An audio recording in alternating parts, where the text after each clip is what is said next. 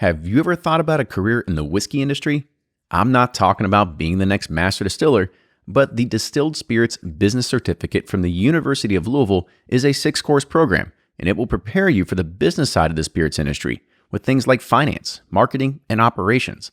This is 100% online, meaning you can access the classes at any time and anywhere. So what are you waiting for? Go to uofl.me/bourbon pursuit. There's a new 4-grain bourbon that's been taking the market by storm.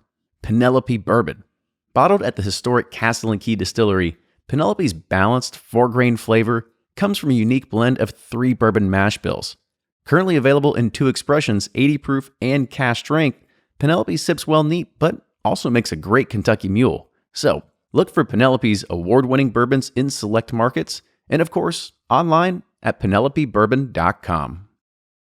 Are you looking for an app to track your tasting notes and bottles, but also connect with other bourbon drinkers? The Oak Bottle Tasting app uses powerful analytics to suggest new spirits for you based on your reviews and the tasting notes that you enjoy. Explore the feed to like and comment on the tastings of your friends, distilleries, and verified tasters. With over 250 different tasting notes, recording your own tastings has never been easier or more accurate. Join the fastest growing community of tasters today. Search for Oak Bottle app on the Apple App Store. As like a regular go-to vermouth, Koki Torino. Oh, yeah. A new rhyme. I always say Kochi, which I knew is probably wrong. That's the redneck way to say it.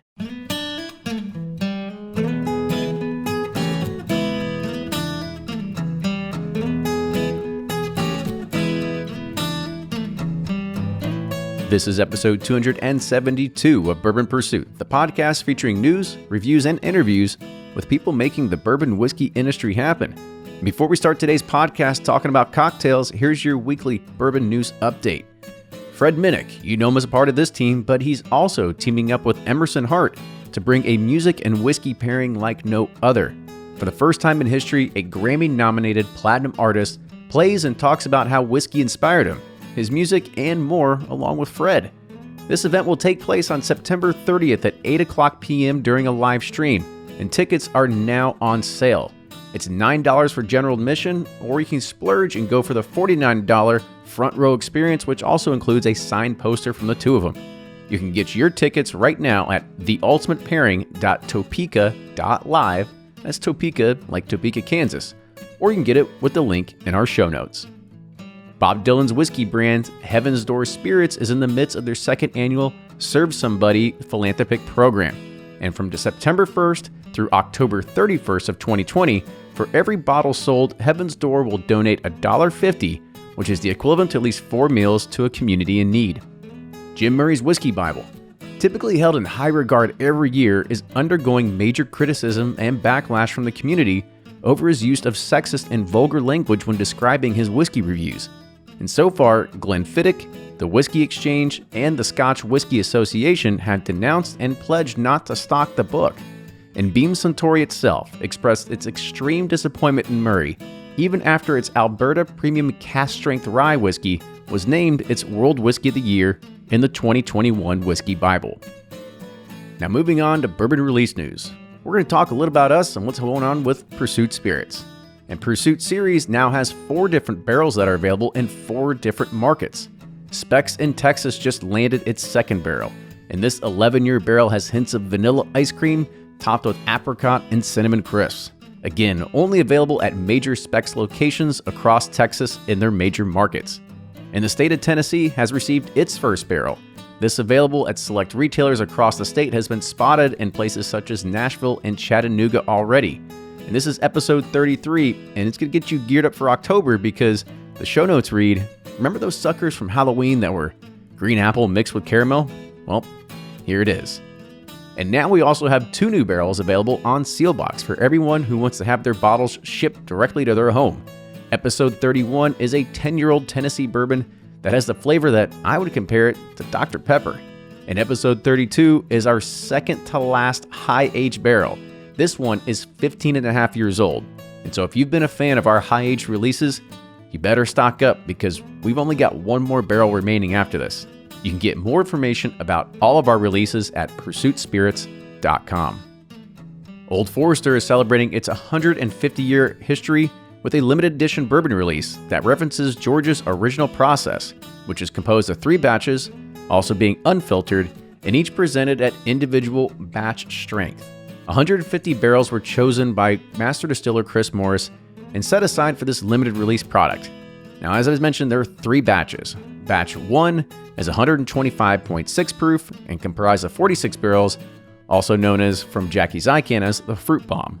Batch 2 is 126.4 proof, comprised of 48 barrels, known as Sweet and Spry, and Batch 3, 126.8 proof, comprised of 53 barrels, is called Green and Spice. These will be available nationally in limited quantities in October of 2020 for a suggested retail price of, 150th anniversary, it's $150. Per bottle, should I mention. Well, you asked for another episode talking about cocktails, and that's what you get. Back on episode 215, we talked to Molly Wellman and Bill Whitlow about cocktails for the right occasion. Now, on this episode, we talked to Nic Christiansen, who runs the single barrel program over at Barrell Craft Spirits, but is also a nationally recognized bartender and cocktail competition champion. And she talks about the variety of cocktails that are out there and how it's really about swapping out simple ingredients to really start creating a variety. From classic mint juleps and old fashions to even creating your own bitters. Now, don't forget to tell your friends about the podcast and make sure you subscribe, because if you're not subscribed, you may be missing our whiskey quickies that run on every single Tuesday. Now, Barrell Bourbon, they continue to push the envelope for their award-winning products. Bourbon, American whiskey, rye, rum, just so much more. And you can see firsthand for yourself by going online and ordering a bottle. Go to barrelbourbon.com. You can get it delivered to your door today. With that, enjoy today's episode. Now here's Fred Minnick with Above the Char. I'm Fred Minnick, and this is Above the Char. I hate to burst your bubble. I hate to be the guy that screams, "Get off my lawn." I hate to be the one that ruins it for you. But someone's gotta. I just wrote about this for Forbes, but folks, it is not National Bourbon Heritage Month. I know everybody likes to use the hashtag National Bourbon Heritage Month and talk about how great it is to be part of National Bourbon Heritage Month. The fact is, it was only National Bourbon Heritage Month. Now, notice my emphasis on national in September 2007. You see, then Senator Bunning from Kentucky actually pushed through a simple resolution that the entire Senate floor voted on with a yay, and it became official that September 2007 was National Bourbon Heritage Month. However, in order for it to be repeated, they would have to issue that again every year for the Senate to vote on it for a simple resolution. However, if it was a joint resolution or if it was another type of law, it would have to become law as the 1964 Declaration of Bourbon becoming a unique product the United States did. However, it is genuinely and truly and accurately and legally Kentucky Bourbon Heritage Month. You see, the Kentucky Distillers Association carts forth a proclamation every year to the governor's desk, and the governor of Kentucky signs it every single year, and it becomes official that September is legitimately Kentucky Bourbon Heritage Month. Now, for me, every day is National Bourbon Day, and every month is National Bourbon Month. So, while there should be a separation with what is official, because we're in the land of internet holidays like National Coffee Day and Potato Chip Day, I do think that we can and should celebrate every day as if it is National Bourbon Day. Hey, and that's going to do it for this week's Above the Char. If you have an idea for Above the Char, or if you want to throw stones at me for poo-pooing the National Bourbon Day party, that's fine. Hit me up on the socials. Just look for my name, Fred Minnick. Until next week, cheers. Welcome back to an episode of Bourbon Pursuit, the official podcast of bourbon. We're back together, and we are recording today talking about cocktails. Now, we had recorded, Fred and I, we actually went up to Cincinnati, recorded Molly Wellman, and talked about cocktails for the right occasion, and we figured we needed to do another cocktail episode because we're in the cocktail culture, and I love cocktails myself if I'm not one a neat pour. So it's going to be an exciting one for me today. Well, let's not forget our show has a budding mixologist and Ryan Cecil, as you may recall. Very amateur. Oh, you know. I mean, he kind of introduced me to like using the maple syrup as a part of the old fashioned. Like I didn't really use that a lot before then, and so that's Ryan's got skills. Yeah, I know He's got skills. Or just bored, got to fill my downtime with something interesting. So I took actually a lot of lessons from our guests, tasting their cocktail or her cocktails, at Butchertown Grocery and stuff really inspired me to come up with those for the what was it called? Whiskey from Home. What was that thing? What did I do? What was that thing we threw for 15,000 people? Trademark pending. What was it? The thing again? Yeah, but in Ryan, to your degree and everything that you did well. I mean, you nailed everything, and then that floater at the end. Oh gosh, I know. I can't wait to talk about that question. Getting that floater, I can do it, but I need to know how to do it when 15,000 people are watching for New York Sour, and I don't freak out. So, well, awesome. So let's go ahead and introduce our guests today. So today on the show we have Nic Christiansen. Nic is the single barrel program manager. Single barrel. Throw another barrel in there, too. Yeah, another single barrel program manager at Barrell Craft Spirits. So Nic, welcome to the show. Thank you. Thanks for having me. So before we kind of get in this, we always have a fun little icebreaker. And so the icebreaker that I kind of want to go through today is, what was your favorite TV show when you were growing up as a kid? Ooh, good one. How young? I mean, as a kid, I don't know if you're 6 to like 13. Yeah, something like that. That's a good range. I really liked Are You Afraid of the Dark? Oh, the Nickelodeon series? Yeah. I don't know if that's my favorite, but that's what's coming to mind now. That's a good one. I was always a fan of Saved by the Bell. I mean, that's a classic. Yeah, that's a classic. Does that shock you, by the way, No, it that does Saved not. by the Bell is his favorite? Yeah. I was also big As he's sunbathing, now.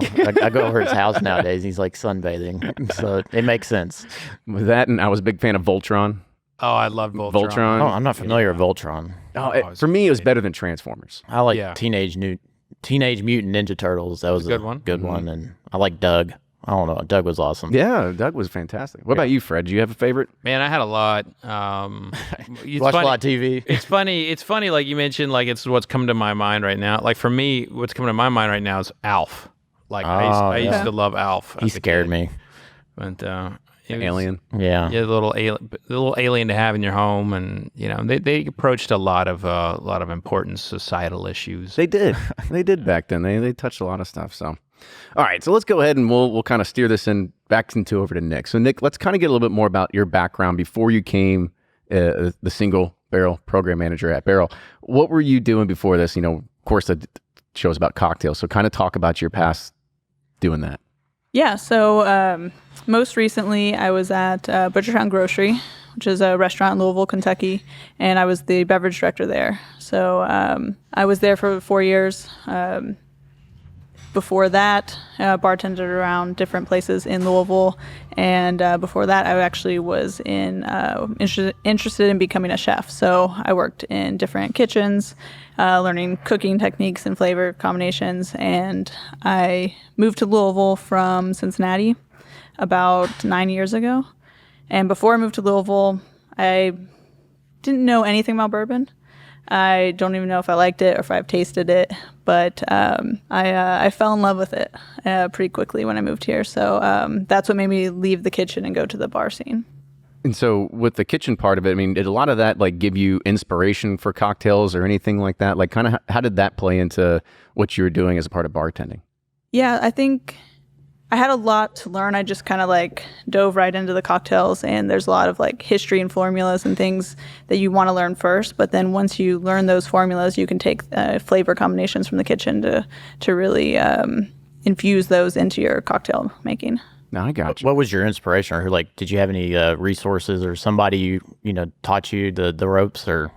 I read as much as I could, and I was actually lucky enough to run into Gary Groover. He was the mixologist for Southern Wine and Spirits at the time, and he taught me a lot. So I kind of, anytime he was doing an event or something, I'd come help out and volunteer and just kind of learn from him. And now he's a global mixologist for Marriott. So. Oh, wow. Gary's a really good friend of mine. Of course he is. We did. Who isn't? Well, what's funny is like when I was running for Tasting Panel, I put him on the cover of Tasting Panel, and that was 2010, I think. And he's a judge at San Francisco World Spirits Competition with me, and he's one of the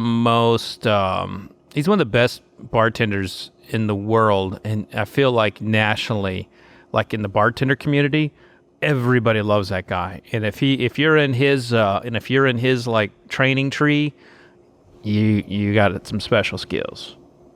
So what made you want to go into the cocktail side? Like what was that initial hurdle or sorry, not hurdle, but what was that jump that made you want to do that? It was mostly bourbon. Learning about, so every night after working in the kitchen, I was working in a bourbon bar. I would go to the bar, I'd sit down, talk to the bartender, and ask about, what's the story of this bourbon? What's the story of this bourbon? And I had no idea that there was so much history involved and so many, stories that you could tell about these bourbons. And then you taste them, and then that's, brings their own story. And so I just wanted to kind of follow that path and learn as much as I could, and then make cocktails with them. So what took you to Butchertown? So by the way, for anybody that doesn't know, Butchertown is kind of like a favorite of mine over here. Like we're really big in, especially their New York sour. Like I think that's kind of like what set us on the New York sour train was over there at Butchertown Grocery. Thank you. The rabbit hole that I've gone down with New York sours. It's like, but you have the best. I mean, by far. Well, thank you. But yeah, Butchertown's fantastic. Got to get the gnocchi to go with that sour. Pairs well. So what took you to Butchertown? Like, was it just a job opening, or did you know more about it? Like, what kind of took you there? So I had a regular at one of the bars that I worked at, and she knew that this restaurant was opening. And so she was like, you know what? I think this would be a really good fit for you. You need to go check it out. And I knew nothing about the restaurant at that time, and I did not know Bobby Benjamin, who was the chef. And so I just went to interview, and I had one interview with him, and he was so passionate and intense about food and flavors and like the setup of everything and the procedures and the processes. I was like, yeah, I need to come work here. So that's how it happened. And then talk about like, let's also get into your kind of like know how to get into cocktails. Like you started behind the bar, but was it, bourbon and cokes and, shots of Fireball, or did it graduate into something that was like Butchertown Grocery where you're making, legit cocktails? So it was definitely a process. When I first started bartending, there was definitely bad information about cocktails that people were teaching me. And I had to kind of like figure it out for myself. Like, is this proper technique? Or is this just something that, this bartender learned from this bartender that learned from this bartender, and it, they never went into the research and study. So give us an example. Like putting club soda in an old fashioned or muddling the fruit and stuff. Yeah, soda and old fashioned. Probably one of the worst ones for me personally was I was taught to shake a Manhattan. Oh, I've done that. It doesn't work out very well. Very cloudy.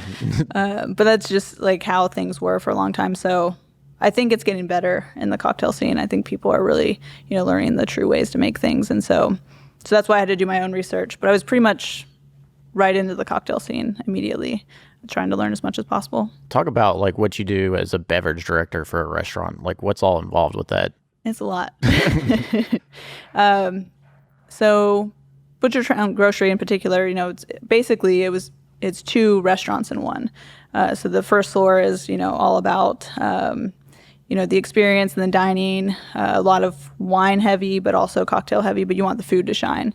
And then the upstairs was called Lola and is more of a cocktail bar. You really want the cocktails to shine. So on the first floor, it was, more classic cocktails. And then on the second floor was more of like original cocktails and something that, people aren't used to seeing. So cocktail development, wine program, coffee program, beer training, managing the floor, talking to guests, just long days, and you don't really stop. So when you come up with your recipes, I guess, do you put them in a manual, and then say a bartender, then you hand it to a bartender and they're like, I want that whiskey sour or whatever, and they have it right there and they try to follow it to a T, or do you try to do like tribal knowledge or what?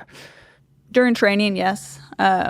Under my bartenders, I wanted them to learn them. So it doesn't look great if you're bartending and you have to like look up a recipe of something that's on the Pull out the menu. index card. You're on your iPhone. Like, oh, how do I make a brown derby? Liquor.com, looking up. Yeah, I mean, I guess that's a big question that I have for myself is like the memory and just like the recall that goes into remembering. I mean, how many thousands of cocktails are there, or even hundreds? I mean, there's a few staples, but I mean, like, how does, like, for yourself, like, did you train yourself to be able to memorize kind of stuff like that? Because I've got a terrible memory, so trying to memorize how to do tons of cocktails, I can barely remember how to do a gimlet sometimes, and that's just 3 ingredients. So kind of talk about it, even just like memory training. Yeah, it's definitely tough. I think flashcards are the best way. And for me, I'm like a visual person. So when you're learning, if you have the flashcards in front of you, you remember the specs, but then also you want to think about like the order that you're going to build it. So for bartending, you want to be fast and efficient with everything you're doing, and you want to you don't want to touch the same thing twice. So if you're making, 3 cocktails at once and they all have lemon juice in them, once you have the lemon juice in your hand, you want to pour it into all of them instead of putting it down. So I did a lot of like pretend making cocktails when I'm like memorizing them. Gosh. Yeah, I couldn't do it. Yeah. What about like, you said lemon juice, for instance, like, bitters, and I see some bars, they have their own, we made our own bitters, or we make our own simple syrup or whatever. What's the difference, I guess, as a mixologist or whatever, between like something like a, Peychaud's or Angostura versus like something you make? How do you even make bitters? Well, That is a question. So- I don't know how you make bitters either. Yeah. So syrups are a different thing. Syrups are a lot easier to control, and most craft cocktail bars are going to make their own syrups. I think it can go either way on the bitters because they're harder to make and they're harder to be consistent. So, And am I cheating if I get the Dailies $2.99 simple syrup from the store just because I'm lazy? Tell me, yeah. I mean, it's simple syrup because it's very simple to make. Yeah. But you can buy it. I know, I'm lazy. I'm sorry. But bitters are essentially infusions into high proof spirit. So you could use like a mason jar and have, some base spirit that's like 160 proof, and botanicals, herbs, barks, things like that, and let it sit in there. And you want leave it in a dark space. And I found it too difficult to make all the time and make it consistent because, it's not just me making it, it's you, this other bartender's going to make it, and this other bartender's going to make it. So I mostly did not use house-made bitters. And there's also the economic factor to that. It's A lot more expensive. It's more expensive to make your own. And I guess too, like, every time that, you go to a bar and you look at the cocktail menu, the cocktail prices have been going up every year. They used to be $8, now they're $10, they're now $12. Go to Vegas, you'll see a $25 cocktail, and you're like, oh, okay, I'll Go to the aviary, I'll it's like get it. $40. Yeah, I mean, Like 25 is a deal. yeah. Which it was worth it. It was really good.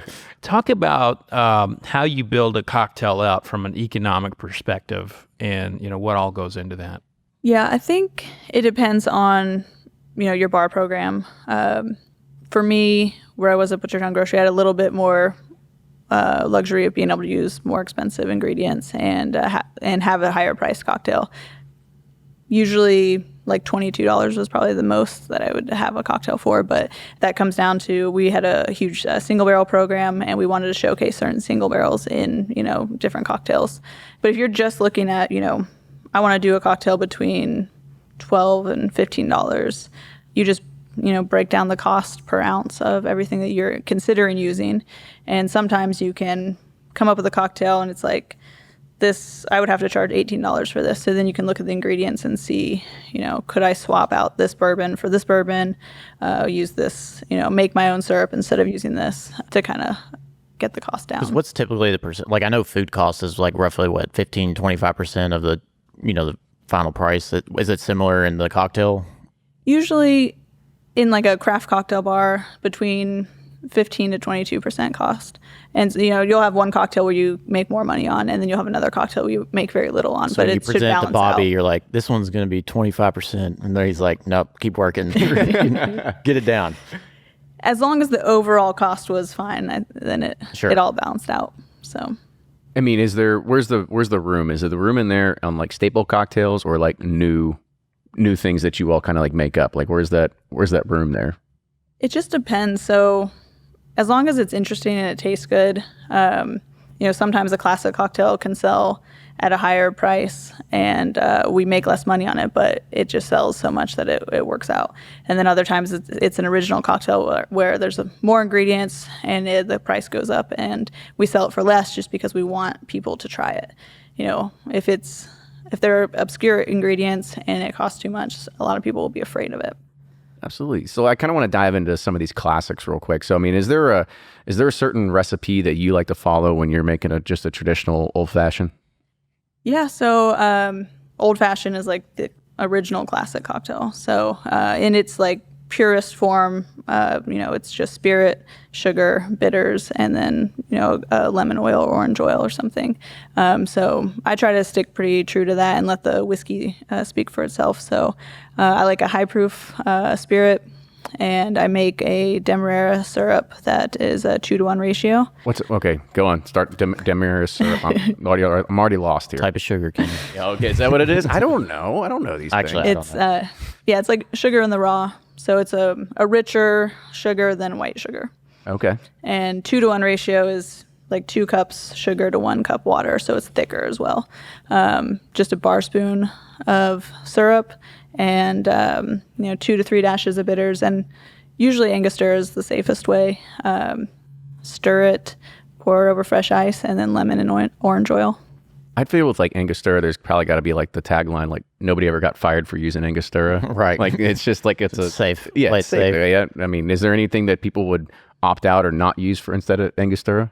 I think you can use anything. I think that's one of the cool things about like starting with a simple cocktail like the old fashioned. There's not very many ingredients in it, but if you want to just like switch it up and use mole bitters or orange bitters or try peychauds, you can, and it's not going to ruin the drink. You might not like it as much, or you might find something that you really, really like. I like 3 dashes of Angostura, 3 of the black walnut. I've been trying that. I don't know. Yeah. The what for black walnut? No, it's Fee Brothers. Brothers. Yeah, Fee Brothers. Yeah.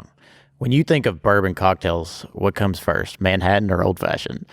I go with the old fashioned first. All right.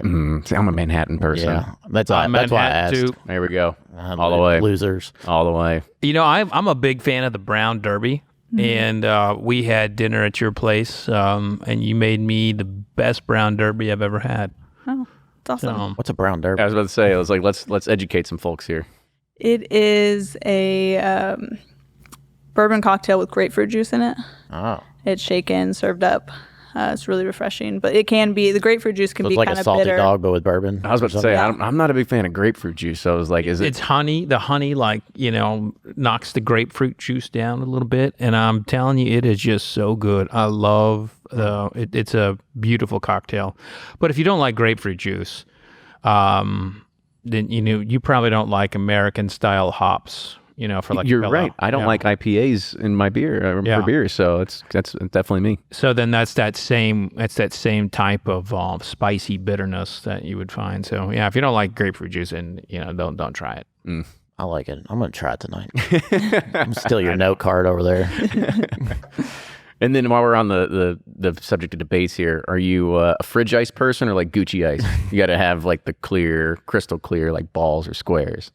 I think it's hard to get crystal clear ice all the time. So there's nothing wrong with using, good cubes that you make in your freezer. You just towed the party line there hard, didn't you? I'm see, we're on the same wavelength today. Fridge ice is practical. It's just easy. I'm liking it. Clear ice is definitely better, but it's a lot more work. So it depends on how much time you have. Anything that's more work at this stage with kids, it's like it just gets erased from happening at my home. So How do you even get clear ice? Like what? I've never. Oh, I know I'd never do it, so I didn't research it. Plenty of things you can buy off Amazon. yeah, lots of stuff out there, and there's some good YouTube segments on how to do Yeah, that. there's people that do it. They get a small like Coleman cooler that like can fit like 6 beer cans in it, and you can actually fill that up like Now, halfway. and all I've this never kind of heard stuff. anyone use the brand name of a cooler. Did you just do that because it's a Coleman? Yeah, I own stock at it. No, actually, I don't.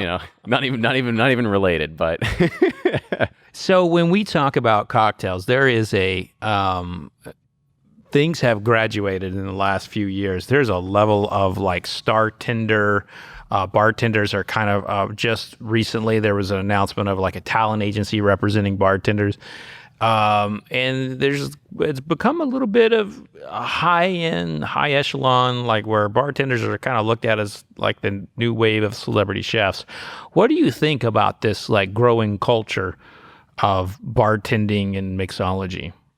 I think it's great. I think it probably started from cocktail competitions, brands wanting to support the bartenders that win those cocktail competitions and kind of, make a bigger deal about it. And then social media. So these, you can kind of promote yourself on your Instagram. I think it will help to have a better class of bartenders because, young bartenders going to have better information, but also see these people out there doing really cool things. Sometimes you get to travel the world for free because of brands like, come on, let's go to Spain and let's learn about sherry because you've done such a great job with our product. And it looks like it's fun, and it is fun. And so for younger bartenders, instead of just doing, beers and shots, they're like, okay, I need to really put time into this, learn the craft, and figure out how to make really good cocktails. Do you ever enter any competitions yourself? Yeah, I used to do competitions. Didn't you win a while. Didn't you win like a Four Roses one or something like that? Did I read something like that? It was so long got ago. too many medals. I can't really remember. It's just the medals are just hanging on I think side. I was a judge on one of those with at the Four Roses one. It was at like 2015, 16, something like that. Ring a bell? It's possible. Yeah, they all kind of run together after a while. So kind of tell me what you have on some of your notes over here, because I see you either you brought up some ingredients that you want to use or some history on it. So kind of talk about what you got over here. Yeah. So one thing that I was thinking about, bartenders at home, kind of like what you're doing, is if you learn a few cocktails that kind of have these formulas, you can from there come up with hundreds of different versions of those cocktails and different ways to go. So if you learn the old fashioned, the Manhattan, a sour, and you could even throw a highball in there. From those 4 cocktails, you could come up with hundreds of endless possibilities. Do you just swap out an ingredient here and there? What's the mentality there? So at first, to get comfortable, the old fashioned, you can change the syrup from a demerara syrup to a maple syrup or a honey syrup, or you could create an infused syrup. You can switch out the bitters. You can Coffee syrup. I've done one of those. Those are good. Yeah. Have you? Espresso syrup. Yeah, it's nice. See? And then you could start changing the base. So instead of a whiskey, you could do a tequila old fashioned. And so once you get comfortable kind of switching those out and realizing that you can come up with something that fits your own flavor profile, then you can kind of experiment a little bit more, and then you could do a split base where you might do half rum, half bourbon, or come up with something. And so that's from the old fashioned. And then the Mint Julep came from the old fashioned, the same formula. So it's mostly whiskey and a little bit of sugar, a little bit of something else. So, and then julep, it's, whiskey, sugar, mint. So then, you look at a mint julep, you could, throw in some fruit, switch the base, kind of go there. And then, you look at the Manhattan, it's mostly whiskey, a little bit of vermouth, a little bit of bitters. And so that, those formulas, you can do split bases on the whiskey. You could switch out the vermouth for something different. What's your go-to vermouth? I was about to say, I want to get on the vermouth thing real quick. I'm not going to tell you what team I'm on, but because last year I was traveling overseas, and one thing that we found out, every restaurant we went to, it's you would order vermouth straight. You would just order vermouth neat or straight or on the rocks or something like that. And I came back here, and then I was like, this one thing that I never really got into was actually drinking. I really enjoyed it over there. But knowing that it goes into, a Manhattan, which I always enjoy, but I never thought about drinking vermouth straight. So what is your kind of go-to vermouth if you have one? As a regular go-to vermouth, Koki Torino. Oh, yeah. I new rhyme. I always said Kochi, which I knew is probably wrong. That's the redneck way to say it. But I love vermouth. I like drinking vermouth on the rocks. So Carpano Antica on the rocks is perfect. Also, you could do a reverse Manhattan with Koki, where it's do 2 ounces of, or not Koki, of Carpano, 2 ounces of Carpano and 1 ounce of rye whiskey or bourbon is really fun. What about like a Boulevardier? What would you use in that? Those are That's one of my favorite cocktails. man, those things are dangerous. I love them, but it's like good night after one. I want one now. Yeah. Yeah. I think it depends on what I'm using. So I like high proof rye Boulevardiers. So something that's like 110 proof. So then I'd probably use either Koki or Carpano Antica on that. I've noticed I'm a bigger fan of putting more rye in my cocktails than I am bourbon as of recently. Is there something that is a big difference when you are making something, even if it's something as simple as a Manhattan, using a rye versus a bourbon? Like, why would you choose one versus the other? The bourbon is obviously going to be sweeter. I think it's a little bit more approachable for like the general public just because it's softer and it's easier to bring out those sweeter notes. And then the rye has like, the spicier notes. They're going to come through in the cocktail a little bit more grainy and earthy. So it's a preference thing, but I like them both ways. It just depends on what mood I'm in. I like rye in the Manhattan, but bourbon in the old fashioned. Yeah, I'm in the same boat too, Kenny. Like I'm really not that much of a fan of bourbon cocktails. There's a handful I like. Heresy.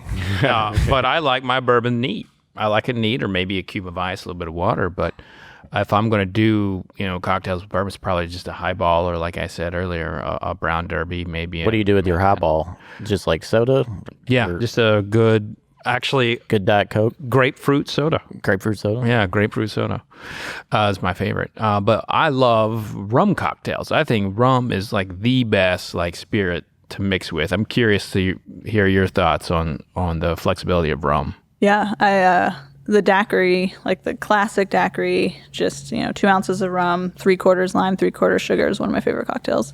I like a funkier, like Jamaican style rum, and I can do, no age, but also like an aged rum, and it's just like they're so good. But there's a lot of flexibility to rum, and with like the daiquiri build itself, like there's a lot of different ways you could go off that as well. Yeah. Yeah. Just salivating. So you mentioned the daiquiri, and like my wife's just an enormous daiquiri fan. We'll go somewhere and she'll order a daiquiri, and they'll be like, our blender's broken, and we're like, we're at a Dailies. How frustrated do you get when you go to a place and they don't know how to make a cocktail? To enjoy whiskey, all one has to do is drink it. But to understand and experience whiskey, one must participate in its creation. And for over 20 years, the Thousand Oaks Barrel Company has been supplying kits to do just that, including personalized oak barrels, ranging from 1 to 20 liters in size, to custom age your own spirits or cocktails. But they now have their newest kit, called the Whiskey Experience. And this complete kit allows you to make, age, and taste your own whiskey. The whole package comes with a new American white oak barrel that's 1 or 2 liters in size and includes everything that you need to make 10 different styles of whiskey from around the world, including American whiskey, Irish, Scottish, Japanese, and Canadian. So, are you ready to take the journey? Visit 1000oaksbarrel.com, which is number 1000oaksbarrel.com, and use code BP2020 to get 10% off your very own Whiskey Experience kit. There are more craft distilleries popping up around the country now more than ever before. So how do you find the best stories and the best flavors? Well, Rackhouse Whiskey Club is a Whiskey of the Month club, and they're on a mission to uncover the best flavors and stories that craft distilleries across the U.S. have to offer. Rackhouse's box ship out every 2 months to 39 states across the U.S. In Rackhouse's April box, they're featuring a distillery that mixes Seattle craft, Texas heritage, and Scottish know-how. Rackhouse Whiskey Club is shipping out 2 whiskeys from 2 Bar Spirits located near downtown Seattle, including their straight bourbon. Go to rackhousewhiskeyclub.com to check it out and try some for yourself. Use code PURSUIT for $25 off your first box. How frustrated do you get when you go to a place and they don't know how to make a cocktail? Personally, I don't get very frustrated. I'm aware enough to know that some places just weren't really, trained in classic cocktails, and that has a lot to do with just the history of the cocktails in the United States. And there was a very dark period, and some when places you order a beer or a wine, no, Or you just order what's on the menu. Right. Yeah. Yeah, places that I know can't make a good daiquiri or an old fashioned, I'm definitely beer and shot. So what's your go-to beer then? So like a Boilermaker? Yeah. No, separate. Separate. Gotcha. Shot and then drink the beer. Fair enough. So cool. Gosh, I know. I'm a wimp. I can't do that. It's been a long time since I had a Boilermaker, that's for sure. Yeah. So what kind of shot, what kind of beer? Like what do you pair them or you don't care? You're just looking for the effect. Yeah, I mean, I rarely drink a beer and a shot, but at the right time. I like IPAs, lagers. IPAs can be a little bit heavy, so right now I'm like really into lagers and pilsners, just like clean and crisp. Yeah. And speaking of clean and crisp, and depending on the cocktail for the season and everything like that, as you enter in like cold months versus kind of like very warm summer months, does your preference change into what you're making and what you try to even prepare for people if they do come over, anything like that? Yeah, I think lighter, more refreshing, like highball style or like champagne cocktail, citrus drinks in the summer. And I mean, I think you can drink an old fashioned in Manhattan anytime. And I'm personally more of like just a bourbon neat drinker at home. I don't really make cocktails for myself, but when people come over, I'll make them. Give me an idea of another like citrus based cocktail. Of course you got an old fashioned, it's got a little, orange peel around the rim if you do that. I personally don't have an orange at home that I always keep around just for making my old fashioned. I actually don't like the orange in my old fashioned for some reason. I'm just, if anything, I like the lemon, but not orange. I don't know. I know it's probably heresy, but you said I can make it 1,000 different ways. So yeah, I mean, that's the cool thing about cocktails. However you like to drink it is like the way you should do it. Yeah. So give me an idea of another like kind of like citrus based cocktail that you could do for like a warmer time of the season. With bourbon? Sure.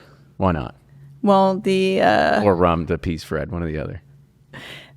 New York Sour is one of my favorite. I know you love the New York Sour. I do. Let's spend a minute on the New York Sour, but keep going. Let's spend 10. The Steelbot Cocktail actually is pretty good too. Do you know that one? I do not. No. Educate us. So it's we found out it was kind of like a made up thing that the bartender made up. You might know more about this, Fred. Yeah. But it was claimed for a while to be originated in the Steelbach before Prohibition, but a bartender actually created that story. And but the cocktail actually is pretty good, and it's there's bourbon and orange liqueur, champagne, lemon, Peychaud's, and it's crisp and refreshing, kind of like it's like a highball with a little bit more flavor. What about oh, go ahead, Fred. I was going to say that cocktail is interesting because it's one of those that kind of shed some light on the fact that much like in whiskey, the origins of cocktails are largely bullshit stories, but it's just that's the culture of everything in spirits. Just everybody loves a story. Yeah. But it is a really good cocktail. It is crisp and it is refreshing. Yeah, that's there's so many stories like that with like the origins of a cocktail. I mean, honestly, in the 40s they were talking about like it wasn't a rum and coke unless it was like a particular brand of rum and Bacardi and a particular Coca-Cola, and you couldn't do any other kind of cola with rum and coke. Dr. Thunder. Yeah, you couldn't do that stuff. So it's just funny how silly some of those backstories are, and then also how serious people take them, because the cocktail culture, there'll be celebrities who will make a cocktail on their Instagram or something, and people will just tear into them for making it wrong. Who's the Staniel Tucci? What's his name? I got I have no idea. He's in like the Mocking.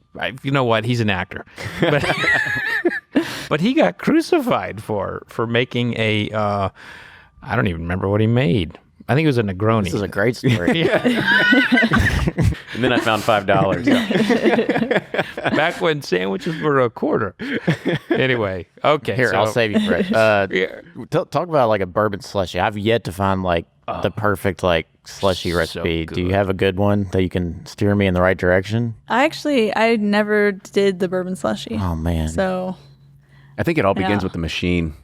Mm-hmm. Honestly, I think if you get like a high not grade, a ninja blender. Yeah, you got to get like a legit industrial kind of slushy machine. I think that's just really where it starts from. Now, Yeah. could you do a whiskey sour or a New York sour slushy? Huh? Maybe that's the ticket for it. Frothy, icy. Yeah. Yeah. Well, I don't know. I guess that's a good Segue in. I wanted to hit the New York sour. Yeah, me thing too. then, because the one thing about it with the New York sour is that there is an egg white involved, right? And I think it's funny to kind of see like you almost have like a polarizing effect on people. Like myself, of course, Ryan, my wife, we all love having something with an egg white because it has this frothy, it has this kind of texture to it. And then you have some people who are like, a raw egg? Like, oh my God, I never do that.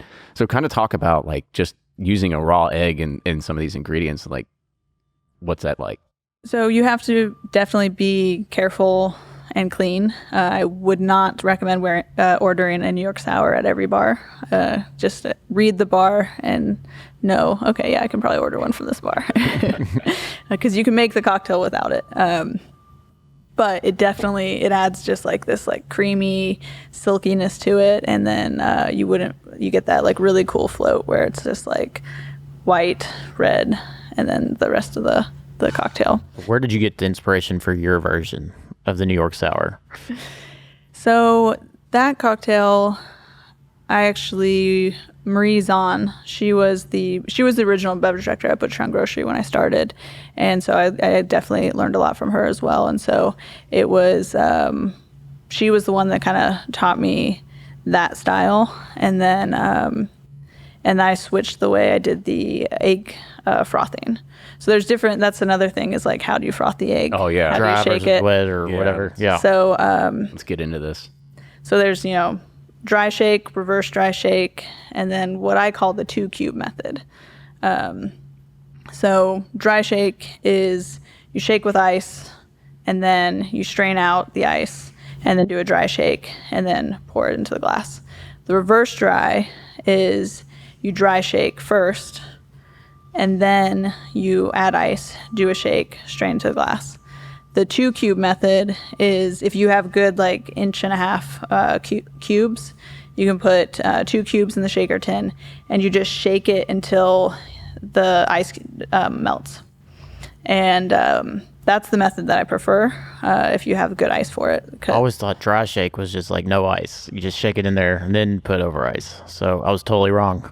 Yeah, you want the ice while it's agitating because it's gonna like cool it down. If you just do the dry shake and pour over ice, it's gonna be like warm and. Do you add spirit too, or is it just like the lemon juice and Yeah. egg white? Yeah. I put Let's go through the entire process here of a New York sour. Yeah. Like, tell us what we've been doing wrong. Yes. Break it down. Take us to school. So you have your 2 shaker tins. In the smaller side, build the cocktail. So whiskey, lemon juice, simple syrup. And then on the big side, that's where you're going to want to put the egg yolk, or not yolk, the egg white. That way, if you mess up, you put a shell in there, you accidentally drop the whole egg in there, it's not in the cocktail itself. So you do that. If you were going to dry shake at that point, you would just seal it. You kind of want to go straight down on it because the ice helps keep the shaker tin together. So if there's no ice in it, it's going to want to separate. So you want to go like straight down instead of at an angle. And then you do dry shake. Then you would add ice, do another shake, and strain it into fresh ice. It's a lot of shaking. Yeah. I've never What's shaken. that secret? Yeah. I always have sometimes when you have the ice in there and it's cold, and they get stuck, and I'm like, bang, and I'm like, damn it, get out of there. It's like, how do you prevent that, or can you? That your hands are almost like frostbite. Right. Oh, I know. You're done. Those damn shakers get so cold like so fast. By the way, you don't know you did this, but you just won a long-standing argument from my wife on how to do a dry shake at home. So, really? Just another argument. Just another argument I've lost with my marriage. But Do you leave the spirit out? I always left the spirit out. Yeah, that's how I was taught. I was taught how to shake, and then with the egg white and the juice, and then add the spirit and the thing. My froth was always really good, so I thought I was doing it right. Yeah, I mean, there's different ways to do it. So, So I didn't lose if it the tastes good, argument. yeah. Everything's open to interpretation. Yep. But no, your method definitely sounds more like it better. It just brings all the flavors together. As far as the shaker tin, so you know how there's like kind of a curve in it? Mm-hmm. So if you think of it like a banana shape. If you flip it around to the other side, so the banana's curving like this way away from you, there should be a spot on the tin where you can just hit it. And if you hit it in that spot, it pops open. Gotcha. It's like having like an ibuprofen bottle. Like you just got to know exactly where to twist it at. Yeah, it's idiot proof, That's my problem. So we've started breaking down the New York Sour, because for me that's another favorite cocktail of mine. Now I've always noticed that for me to make that float happen, like I've got to let the cocktail sit for like 30 or 60 seconds to make the float, or if not, it just starts like going in, and then it just looks like a swirl. Yeah, you should let it sit. You can either let it sit just for a second in the tin, then pour it in, let it sit for another 20 seconds or so, and then you'll be able to tell when it kind of like settles and has like some structure to it. So how do you pour in the wine? I did Yeah. over. Well, yeah, like you just use a bar spoon and just trying to pour it over top. Slow as possible, but it's tough when you got a camera on you. Like, people are watching. Yeah. Live too.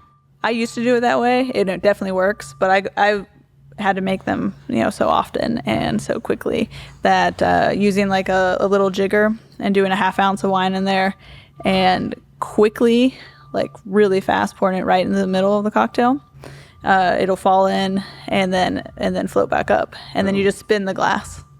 Oh wow! I didn't know You just saved me years of anxiety and pain. Like every time I do it, I like get sweaty and nervous. I'm like, I gotta make those layers just right when I gotta show this one off. Because it's going to go on the gram. Yep, exactly. Now you got the skill. You've gotten an NBA level tutorial here, Yes. and now you're gonna crush it. You got this, man. Can't wait.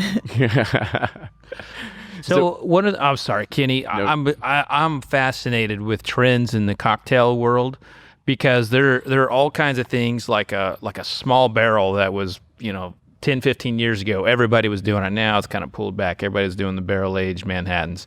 Now we got, people doing like smoke techniques. What's a trend on the horizon in the cocktail culture that you're seeing that, we may be talking about 5, 10 years from now? I actually don't know if I have a good answer for that, of like what's to come. I think with all of those trends, they kind of like come in and out. So the smoking thing, like a smoked cocktail where you put it over the glass, or put the glass over the smoke. I think that will be around for a little bit, but it's not very functional for like a high volume place. So I think one thing that we'll probably continue to see is like cocktails that are good and thoughtfully crafted, that are just fast, because not everybody wants to wait 15 minutes for a cocktail, but then also using ingredients that are sustainable. So that's a big thing that I've noticed lately is, using every ingredient. If you're going to be juicing, take the peels and, dehydrating them and using them, or just kind of the same way in the kitchen where you have some meat and you want to use every aspect of it. And then along with the sustainable cocktail making, you can work with the kitchen and say, what do you have that you're not going to use that I can use? And so coming up with more like seasonal cocktails that way, and sometimes just like creating it that day based on what the kitchen has. Very cool. Speaking of seasonal cocktails, do you have one during Christmas that you enjoy? Do you like eggnog? I'm not a fan of it. I love eggnog. Yeah, I'm not a fan of eggnog. I do like a flip every once in a while. So a flip is a cocktail that you put the whole egg in and you shake it, similar to the egg white, but you have to shake it a lot harder and a lot longer. But it's a winter cocktail that's been around forever. It's similar to eggnog in like the taste and the viscosity. What else goes in it though? Can do all kinds of things. Yo, look at you, just like, I don't know, what are you feeling that day? A little bitters, a little bourbon, a little rye, a little rum. I used to do a flip every season, and it was Spanish brandy was the base. Good. Yeah, it sounds so good. I'm drawing a blank on the rest of it, but it was That's like there were all right. like 4 ingredients plus the egg, and then like fresh nutmeg on top. Yeah, my grandmother made her own eggnog, or they call it float. I don't know why they call it float. Maybe it's flip. Maybe they meant to call it flip. I don't know. But it was like tons of eggs, tons of sugar, and like tons of heavy cream, and then you just dumped in like a whole fifth of bourbon in there, and it was like a milkshake almost. Yeah. It was really good. Sounds like heaven. It is. Yeah. Sounds pretty good. Yeah. So it's like you got to do 50 push-ups afterwards to justify it, but it's really good. push-ups or sit-ups? Either one. Either one. Anything to get the gut moving, because that thing is heavy. So as we kind of start wrapping this up a little bit, I kind of want to just kind of give a little idea about an insight about what you do nowadays, as the single barrel program manager at Barrell. Like, talk about exactly what it is you do on a day-to-day basis in regards of like fielding answers and questions and knowing inventory and all that sort of stuff. Yeah, so this is, kind of my dream job. Tasting whiskey all day, pulling samples from barrels, working on blends. It's fun. It's a lot of work, a lot to keep track of. But so we have single barrels. We also have private releases, and I know you've heard about those. But they're private release whiskey, and we have private release rum. And they are essentially micro blends that we create in the barrel and then do have a finish on them, a special finish. So they're sold like single barrels, but we have to create each barrel. So, sometimes I'm pulling samples, tasting barrels straight to see if they should be single barrels or not, proofing them, naming them, writing spreadsheets all day. And then other days, we're out here, Trip and I, and, blending into the barrel one by one with a plan of, how long we're going to age these. Then we have to taste them all the time. So it's like, we might think it's going to be like 2 months, but then we taste it at 2 months and it's like, okay, we need to go another week or another 2 weeks. So it's just a lot of tasting and sensory. And then on the other side, a lot of emails and coordination. We have, a sales team around the country. We have 4 people that we send samples to, and they, they'll go to accounts. And then I also deal directly with accounts, sending samples out and stuff. Things have changed a little bit because of just not going straight to accounts these days, but we'll see when that can Whose come back. idea was it to do that private blend? I mean, that was really cool. We did one, and gosh, we were blown away by all of them. But they were so unique. It was really good. Yeah, it started as a rum project. And so it was, a blend of Barbados, Jamaican rum, all different percentages with finishes. And it sold really well. People were really into it. And that started before I started. But on my first day, I went through a trip and tasted through about 30 barrels. And every time I tasted one, I was like, oh man, I've never tasted rum like this. It's so good. This is my favorite. And then I'd keep tasting and be like, oh, shoot, this is my favorite. And that kept going on. I was like, okay, they're just all good. So it started with the rum, and then I'm not sure whose idea it was when we first came with the idea to do the whiskey, but it came up and we started, and we did 24 barrels, and they sold so fast that we had to immediately do another 48, just because, certain accounts that buy a lot of barrels from us were like, I can't believe you didn't show me this. And it's like, well, we wanted to, we just didn't have any. Yeah, so we're making more. I've observed you when you're doing a tasting. You're just so talented. You a lot of barrel picking programs or blending programs, they kind of get boring and stuck in I want to say marketing speak. And we see that a lot with distilleries, and that seems to be void here.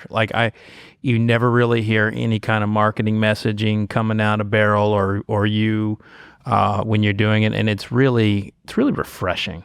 Sit down and watch this video about our founders. Yeah, right. Yeah. Well, thank you. Yeah, try to let the whiskey speak for itself. I mean, if it's good, I shouldn't have to say too much. My biggest thing when I'm at least guiding a selection is I try to keep things blind. So you have as little information as possible so you can really just focus on the product. Did you have any experience blending before coming here, or and who kind of showed you the ropes on that aspect? Not official experience. I would blend some whiskeys together just for myself just to kind of see how they would work. And then, I mean, obviously just like cocktails is like, I did a lot of like mixed bases where you're blending base spirits together for different flavors. So I've learned a lot from Chip and Joe, and they've mastered it. They're really good at it. So it's like just being able to watch them and taste with them. I'm like, I learn a lot every time. Is there anything about like, I guess your approach or palate that's like different from theirs where it kind of helps, elevate, the brand, not the brand, but the things going into the bottle? Like what's your perspective on blending that they might not see or do? Or Great question. Throw Trip and Joe under the bus. Exactly. This is the opportunity. As far as tasting goes, I think the three of us all bring different viewpoints. Joe, when he tastes something, he knows like within 5 seconds if he likes it or not. And then Trip, he's kind of the same way, but he'll take like maybe a little bit longer. And then I kind of go back for like 3 sips and really try to like understand it. Sounds familiar. yeah. That's like Kenny, we're the whiskey quickies, and then so you're more like a Fred, and Joe and Trip are the whiskey quickies. Mm-hmm. You guys go right away. Right away. Yeah, within Typically. probably 60 seconds. Yeah. Yeah. We're gonna know what we don't. We know what we want. Well, we think we know what we want. We think Yeah. we do. When you're thorough, though, you're thorough. Yeah. That's all there is to it. Yeah. Take time. Yeah. So, Nick, I want to say thank you again for coming on today. I think we got really schooled on some aspects of, especially the New York Sour, but on other cocktails and everything like that. I mean, we hit on a bunch of things. We hit rum, we hit eggnog, we hit old fashions, flips. I mean, a little bit of everything. So I think it was fantastic to come on and, again, kind of give our listeners another aspect into cocktail culture and really what it is, and, really educate, on some of that stuff as well. So it was fantastic. So thank you again for coming on. Yeah. Thank you for having me. It's been awesome. And I think it's also just a show of like the rising talent too in the bourbon world, and you're a big part of the new wave of American whiskey. And Thank you. I'm excited to see where your career goes, because wherever you go, good whiskey seems to follow. Amen. Thank you. And thanks for schooling me on the dry shake. Now I know what I'm doing. Don't screw it up when you don't screw it. And now I can bang the top off, get it all, pop off the steel can or whatever. You should also try the shaker. Dovetail in a New York Sour. Oh, Ooh. that would be a match made in heaven. I love the Dovetail. That's a good suggestion. There we go. So make sure you check out Barrel Dovetail, but also make sure you check out Bourbon Pursuit, wherever you get your podcasts. We're on Facebook, we're on Instagram, we're on Twitter, we're on everywhere, every social media aspect. We're also on every podcast outlet. And if you like to, please do leave us a review, because it helps other people find the podcast as well. So, Nick, I want to say thank you again for coming on the show today, and we'll see everybody next week.